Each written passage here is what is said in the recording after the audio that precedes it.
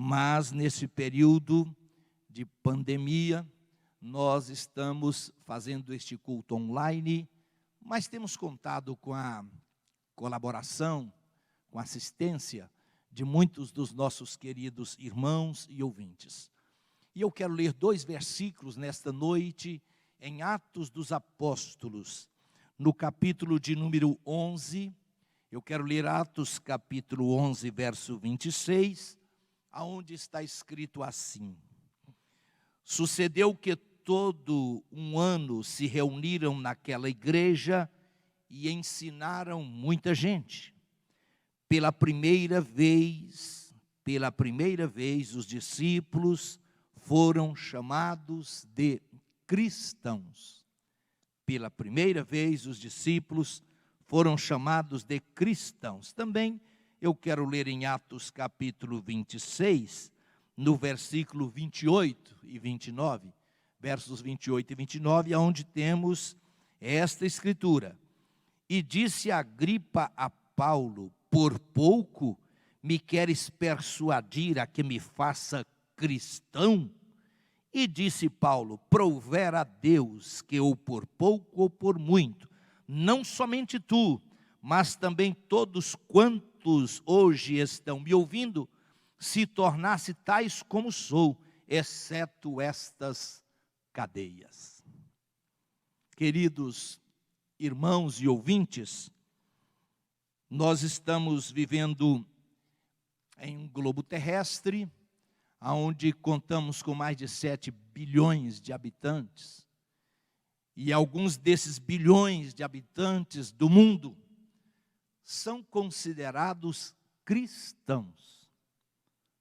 Mas a grande pergunta que nós queremos fazer nesta noite, a todos aqueles que estão nos ouvindo: quem dentro deste globo terrestre são verdadeiramente cristãos? Nós lemos aqui, eu li 2 versículos. Um deles, quando a igreja saiu dos termos de Israel e alcançou a cidade de Antioquia.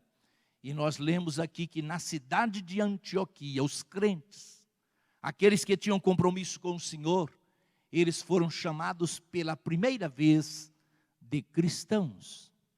E nós lemos também lá no capítulo 26 de Atos dos Apóstolos, quando o apóstolo São Paulo estava sendo interrogado pelas autoridades representantes do Império Romano, Félix, Festo e especialmente o rei Agripa.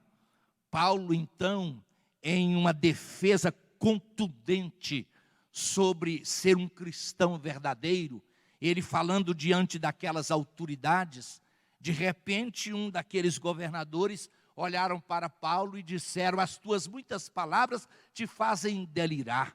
E o outro tomou a palavra e disse: Paulo, será que você quer me persuadir neste dia a ser cristão? Então Paulo respondeu exatamente o que nós estamos lendo aqui: nem por pouco ou por muito, eu gostaria que você, não somente você, mas todos aqueles que me ouvem, se tornasse um cristão como eu, menos essas cadeias que estão em minhas mãos, ou essas algemas. O apóstolo São Paulo, de fato, ele estava preso, mas o evangelho de Jesus Cristo não estava preso. As suas mãos estavam algemadas, mas a alma de Paulo estava totalmente livre para pregar o santo evangelho de nosso Senhor e Salvador Jesus Cristo. Então, eu quero dizer a você que está me assistindo agora, você que está do outro lado e às vezes você está pensando naquilo que nós estamos falando. Você tem sido contado, ou a sua vida tem a marca de um verdadeiro cristão? Esta é uma pergunta que todos nós precisamos fazer.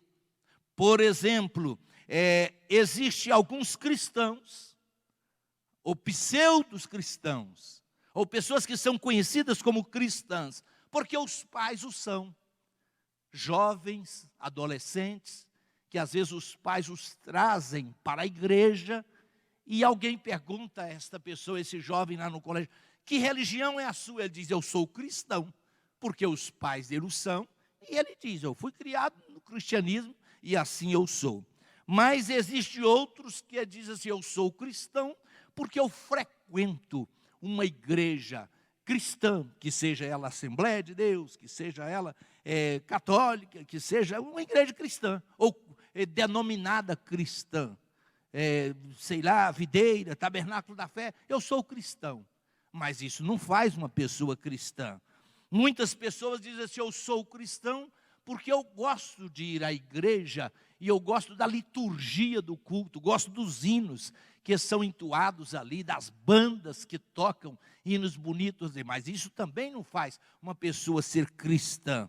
Mas quantas pessoas que acostumaram estar nos templos, vir à igreja, mas isso não faz da pessoa cristã, de forma alguma.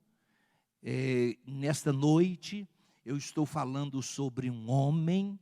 Primeiro nós estamos falando sobre um grupo de pessoas, ali em Antioquia. Agora estou falando sobre um homem que estava preso pelo Evangelho, mas ele tinha a marca de um verdadeiro cristão em sua vida. Ser cristão não é um rótulo eclesiástico. Ser cristão não é tão simplesmente uma crença sincera.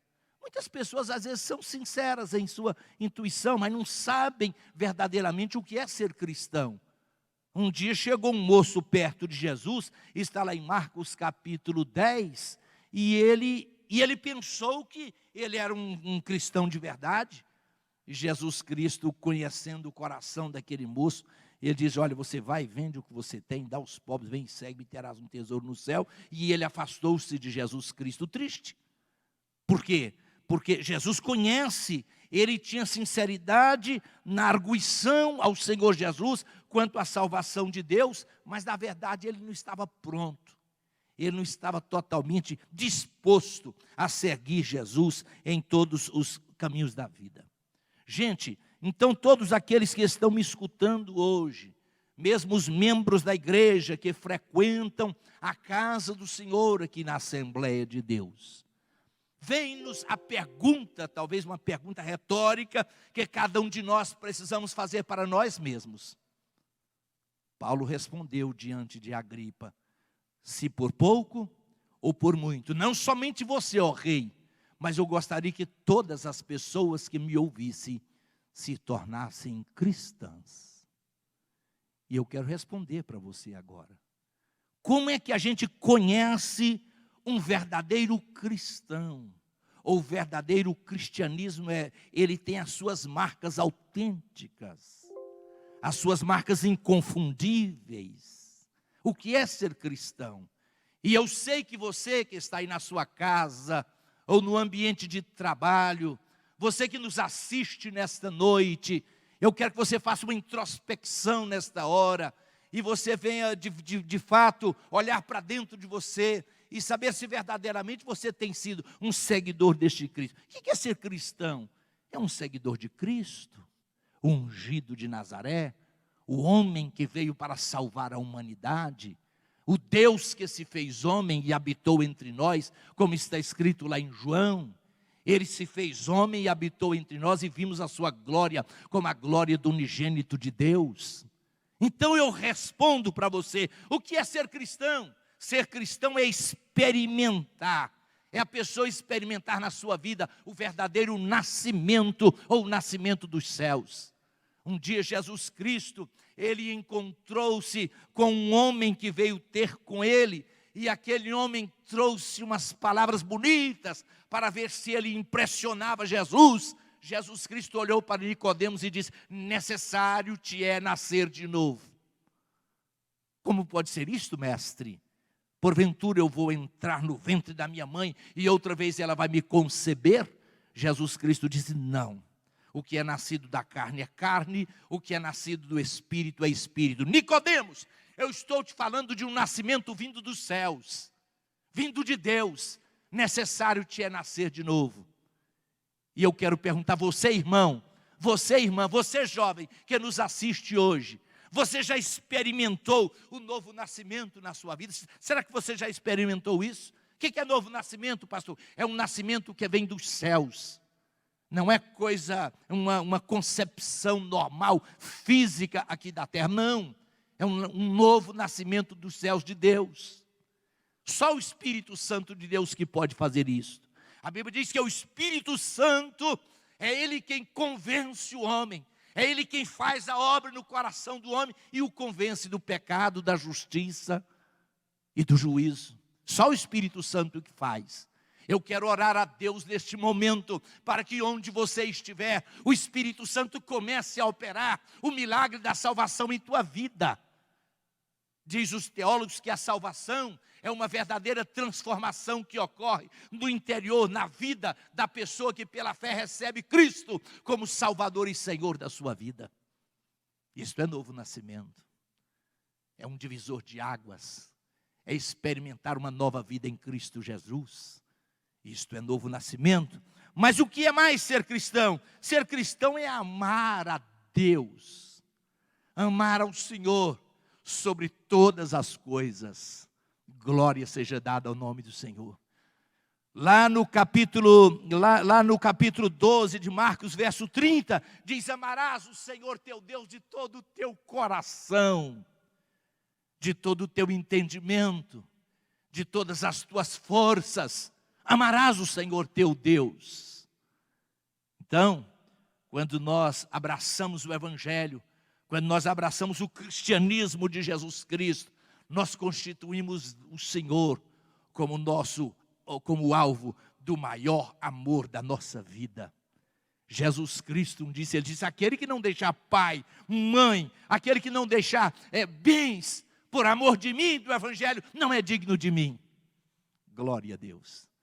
Hoje nós estamos nesse período em que a igreja está, de alguma forma, está com as suas portas fechadas, mas os crentes, os verdadeiros cristãos, aqueles que são aliançados com o Senhor, aqueles que têm compromisso com o Senhor, eles estão em suas casas, mas eles estão amando a Deus sobre todas as coisas, têm constituído Deus como o alvo maior do seu amor em suas vidas, e isto é maravilhoso. O que mais é ser cristão? Ser cristão é afastar-se da iniquidade. Aqui começa a apertar um pouco mais. Quando nós olhamos lá em Antioquia, e nós vimos os crentes serem chamados pela primeira vez de cristãos. E quando Paulo dá este testemunho aqui, neste texto em que nós lemos do capítulo 26 de Atos dos Apóstolos, a gente talvez ache até bonito, a gente acha interessante esse nome. Hoje, no tempo atual que nós estamos vivendo, parece que tornou-se muito chique, muito bonito o nome cristão. O que é você? Eu sou cristão. Mas ser cristão é muito mais do que somente esse título eclesiástico. Ser cristão é afastar-se da iniquidade. Aqui tem um preço. Aqui tem um preço. Lá que a carta que o apóstolo São Paulo escreve a Timóteo, ele diz assim: porque Deus conhece aqueles que são seus. Deus conhece os que são seus. E todo aquele que profere o nome de Jesus Cristo, afasta-se da iniquidade. Interessante. Há um provérbio que diz assim: ou esse livro me afasta do pecado, ou o pecado me afasta desse livro. Duas coisas acontecem. Lá em capítulo 59 de Isaías está escrito: porque a mão do Senhor não está encolhida para salvar, nem o seu ouvido agravado para ouvir. Mas diz o texto sagrado: mas as vossas iniquidades, os vossos pecados, fazem separação entre vós e o vosso Deus. Deus ama o pecador, Deus ama você. Você que me assiste agora, você que está participando desta palavra, e eu sei que o seu coração nesta hora está compungido. Deus ama você, Deus ama a sua alma, Deus ama a sua vida, mas Deus não ama o pecado. Deus não ama o pecado. Porque Deus amou o mundo de tal maneira que deu o seu Filho unigênito, para que todo aquele que nele crer e começar a andar com ele, não pereça, mas tenha a vida eterna. Deus não ama o pecado. Ser cristão, ter um compromisso com Jesus, é de alguma forma a gente santificar a nossa vida. é passar a caminhar com Jesus, é andar nos passos que o Senhor Jesus Cristo andou, é parecer com o Senhor Jesus Cristo, em nossas palavras, no nosso modo de ser e de viver, na nossa conduta, nos nossos negócios, nos nossos tratos. Isto é ser cristão. A Bíblia Sagrada diz que aquele que mentia não mente mais, aquele que roubava não rouba mais, aquele que adulterava não adultera mais.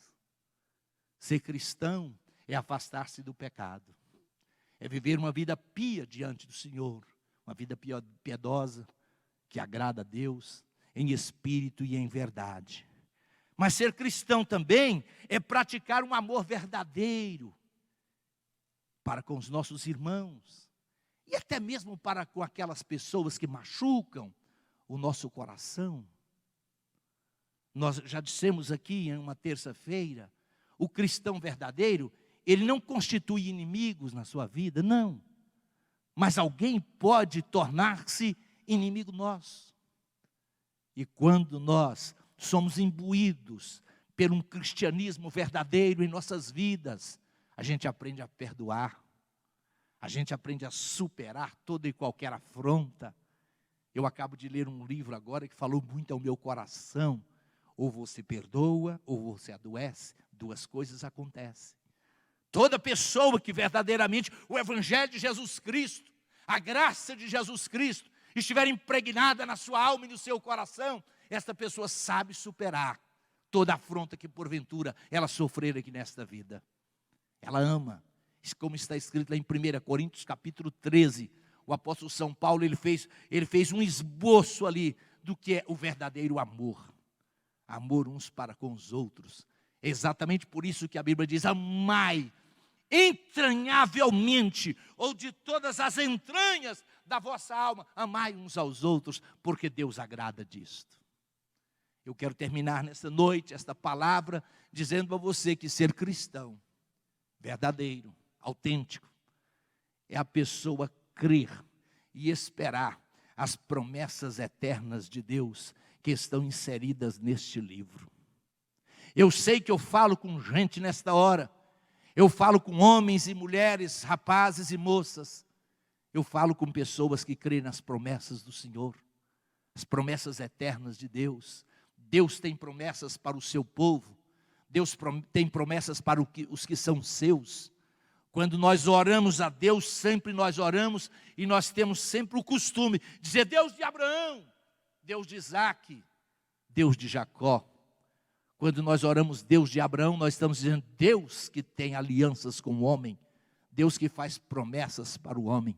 Mas quando nós oramos Deus de Isaque, nós estamos dizendo o Deus que cumpre as suas promessas, o Deus que não deixa as suas promessas cair por terra, mas Ele cumpre cada uma delas cabalmente. Queridos irmãos, uma das coisas mais fortalecedoras para o nosso cristianismo, uma das coisas mais fortalecedoras para o nosso caminhar com Deus, é que o Deus que nós servimos é um Deus de promessas, mas é um Deus que cumpre as suas promessas cabalmente. Diz a palavra do Senhor, o Senhor dizendo: eu velo, ou eu vigio as minhas palavras para a cumprir. Deus de Abraão, Deus de Isaque, o Deus que cumpre promessas. Mas interessante que diz, o Deus de Jacó. Jacó é o homem que foi transformado por Deus, o homem que foi mudado por Deus. Deus mudou aquele homem. Outrora o seu nome era Jacó, enganador, suplantador.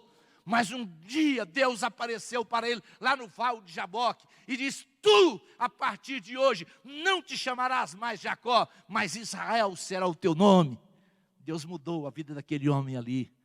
Interessante, é o Deus que tem promessas com o homem, é o Deus que cumpre promessas da vida do homem, mas é o Deus que transforma, que muda o homem de uma forma total, espírito, alma e corpo.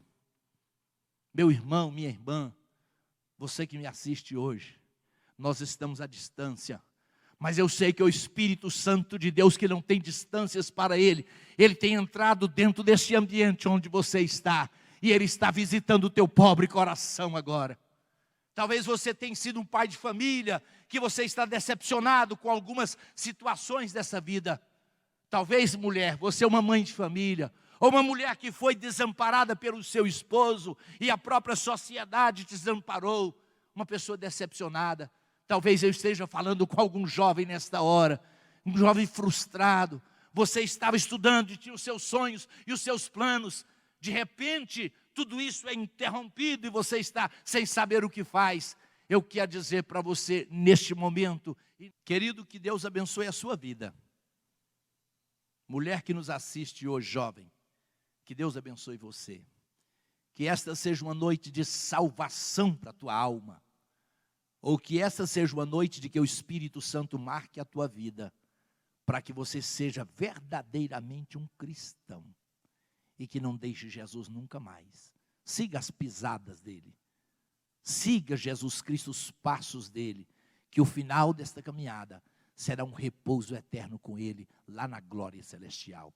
Fiquem na paz do Senhor, que Deus console a tua vida, no nome bendito de Jesus Cristo. Eu quero orar contigo agora. Leva o seu pensamento ao Senhor, e eu quero orar em teu favor.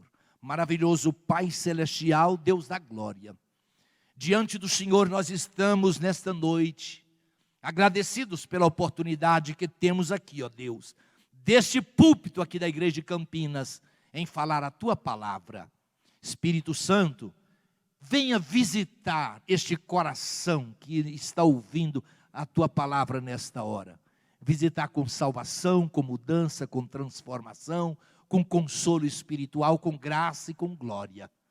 Espírito Santo, faz com que esta vida seja tocada por ti neste momento, e que todas as necessidades sejam supridas através da tua doce e maravilhosa presença. Eu oro no nome e na autoridade de Jesus Cristo, aquele que vive e reina para sempre. Amém, Senhor. Amém. Deus abençoe a todos. Domingo próximo, 9 horas da manhã, teremos a Escola Bíblica Dominical. Convidamos você para estar conosco aqui na Assembleia de Deus em Campinas. Esse já é um culto presencial, aonde mesmo que nós tenhamos, estaremos obedecendo todos os rituais das autoridades aqui, mantendo distância direitinho, álcool gel, a máscara, mas teremos a Escola Bíblica Dominical presencial. E domingo à noite, o grande culto de evangelização. Convidamos você para que esteja conosco. Deus te abençoe, no nome bendito de Jesus Cristo.